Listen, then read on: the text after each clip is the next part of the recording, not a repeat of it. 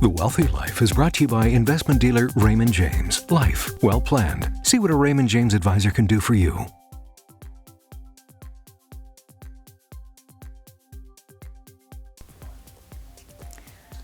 Welcome back. As we age or mature, as I like to call it, maintaining the family home can be challenging.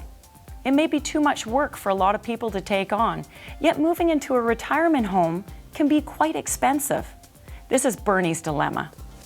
Dear Sybil, I love my home. I've lived here for 45 years, but it's starting to be a burden as I have trouble keeping up with all the maintenance. Am I better to hire in some help or consider moving to a retirement home? I like the retirement home idea, but I'm worried I can't afford it. To give you some further background, I am mortgage-free and my house is worth about $600,000. I have pension income of approximately $3,800 per month, and the rent at the retirement home would cost about $3,500 a month. Bernie.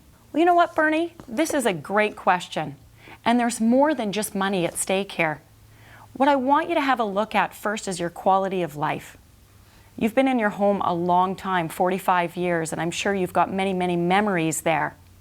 Are you really ready to leave and to move on? Or do you want to stay there as long as you can? Bringing in some extra help can be done, and we'll talk about the numbers and the costs associated with that in a minute. There's also some perks of moving into a retirement home. It's very social.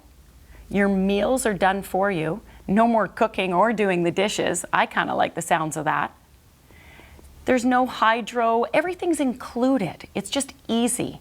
They've got games rooms and it can be fun. A client once told me she felt like it was living on a cruise ship. She loved it. I think a lot of seniors have this idea that retirement homes are old and boring and depressing. That's not what they are today. They've come a long way and they're actually quite lively and fun. So a lot of people think, geez, if I had known that, I would have done it sooner. So let's have a look at your finances and see how they compare.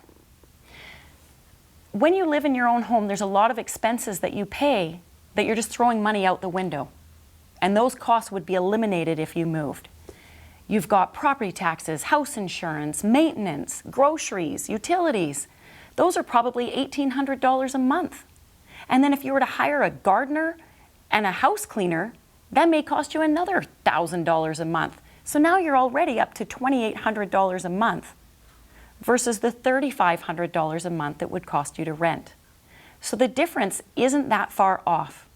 Add to that, you could sell your home for $600,000, invest it, and generate another $1,500 to $3,000 a month income, depending on the choice of investments you make. So when you look at all of these things together, the bottom line, you can afford to do it. So you just need to decide what's right for you.